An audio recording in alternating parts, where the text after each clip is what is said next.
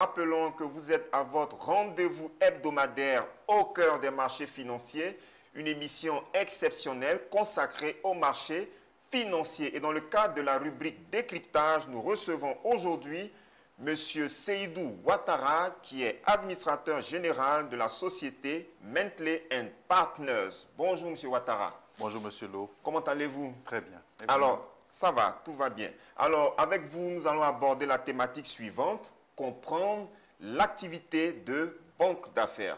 D'accord? Alors, M. Ouattara, tout de suite, d'entrée de jeu, qu'est-ce qu'une banque d'affaires et quelle est la nuance qu'on peut établir entre une banque commerciale classique et une banque d'affaires? Merci pour la question. Ce qu'il faut savoir, c'est qu'une banque d'affaires, c'est une société d'intermédiation financière et de conseil qui accompagne justement les entreprises sur leurs problématiques donc, de recherche de financement, qui accompagne également l'État sur ses problématiques de financement donc, de son plan national de développement. Et donc à ce titre, elle accompagne également les entreprises sur leur stratégie donc, de développement également. D'accord. La banque commerciale, quant à elle, c'est une institution donc, de crédit qui mobilise donc, de l'épargne auprès donc, de ses clients qui sont en général des personnes physiques ou des entreprises qu'elle replace sous forme de prêts, donc qu'elle utilise à des fins donc, de crédit pour les acteurs économiques du marché. Alors, si je comprends bien vos explications, la banque d'affaires fait du conseil, fait de la structuration, fait de l'assistance, et la banque commerciale, je veux dire, mobilise l'épargne. Donc, si je comprends bien, M. Ouattara, en tant que banquier d'affaires, vous ne recevez pas les fonds de la population. On ne peut pas ouvrir un compte d'épargne, un compte courant dans une banque d'affaires. Je veux bien comprendre cette partie. Tout à fait. Vous avez raison. Vous avez pleinement raison. C'est-à-dire qu'aujourd'hui, notre rôle avec la banque commerciale, c'est justement de travailler en synergie. On accompagne nos clients, on accompagne donc les acteurs économiques à pouvoir structurer, monter des dossiers de financement et aller rechercher le crédit justement auprès des banques commerciales. Alors, ce qu'on remarque aussi, c'est que dans les entreprises, il y a le comptable, il y a le trésorier. Tout à fait. J'ai envie de dire qui ont les compétences pour intervenir en termes de conseil financier au niveau de l'entreprise. Est-ce que les entreprises ont encore besoin d'une banque d'affaires? Pour monter un business plan, est-ce que les entreprises ont forcément besoin d'une banque d'affaires alors qu'elles ont en leur sein des comptables, des financiers, voilà.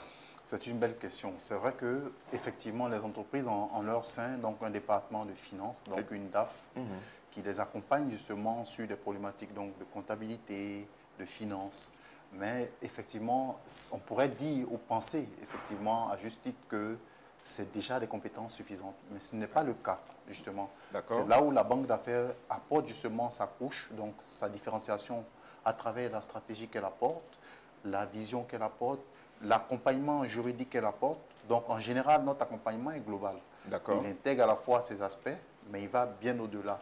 Parce qu'en général, notre approche permet donc de poser des diagnostics précis et de pouvoir justement structurer, arranger des financements en parlant le langage de la banque commerciale. Donc, il y a une spécificité qui justement justifie donc notre accompagnement et qui permet donc d'apporter cet appui-là à ces ressources en interne au sein des entreprises. Alors, quand j'observe un peu au niveau de l'espace UMOA, il y a très peu d'entreprises qui se positionnent comme banque d'affaires. Alors, M. Ouattara, est-ce que le métier de banquier d'affaires est rentable? Est-ce qu'il existe une certaine pérennité dans votre secteur d'activité? Oui, on va dire que le constat que vous posez est juste. Les banques d'affaires sont rares.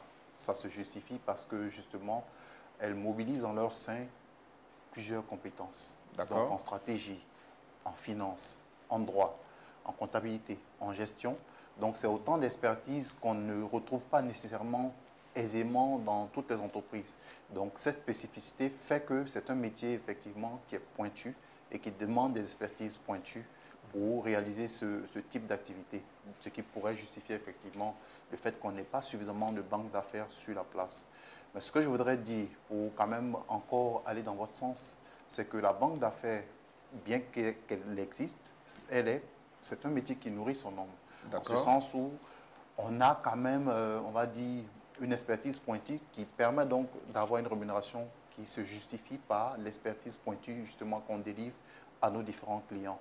Donc pour nous, c'est également un secteur qui est périn au regard de la croissance du nombre d'entreprises, donc de par la création des entreprises telles que le CEPICI nous l'indique chaque année.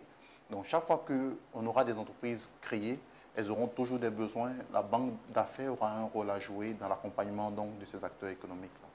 Alors, vous parliez tout à l'heure d'expertise pointue. Monsieur Ouattara, on apprend également dans les couloirs que les banquiers d'affaires sont chers. Est-ce vrai ou faux? Vous allez nous donner la précision tout à l'heure. Alors, comment est-ce que vous facturez votre expertise en tant que banquier d'affaires? En général, le banquier d'affaires se rémunère sur un taux lié au montant qui est levé pour le compte de son client. Donc, on applique notre tarification, justement, se fait sur la base de taux. Et en général, c'est des taux dégressifs pour tenir compte du niveau des montants qu'on lève pour nos clients. Donc, si on est sur des sommes assez importantes, on aura des taux qui ont tendance à aller vers le bas. Mais en général, on reste quand même compétitif et on reste quand même, on va dire, accessible à tout type d'entreprise. D'accord.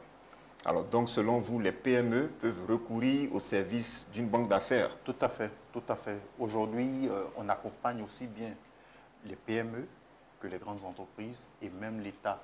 Donc, tous les acteurs économiques sont, on va dire, potentiellement des clients que la banque d'affaires peut accompagner. Alors, en guise de conclusion, M. Ouattara, que faut-il faire pour réussir dans le métier de banquier d'affaires?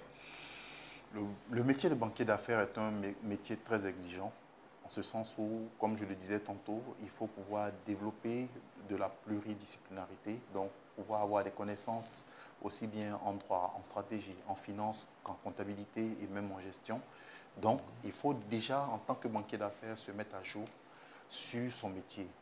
Deuxième chose, c'est un métier qui exige beaucoup de rigueur de la part du banquier d'affaires, en ce sens où il a besoin justement d'accompagner ses clients, mais en recherchant régulièrement, on va dire de façon permanente, l'efficacité dans la prise en main de ces dossiers.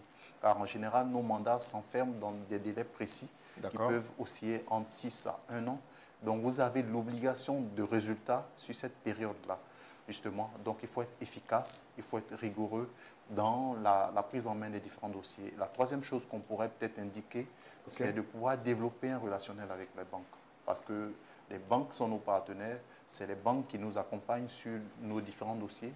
Donc, le banquier d'affaires doit pouvoir développer son réseau de partenaires, banquiers, fonds, banques de développement, qui sont des acteurs de l'écosystème qui l'accompagnent dans le financement des différents dossiers qu'elle soumet à ces institutions-là. Merci beaucoup, M. Seydou Ouattara, pour tous ces éclaircissements sur l'activité de banque d'affaires. Merci à vous. Passons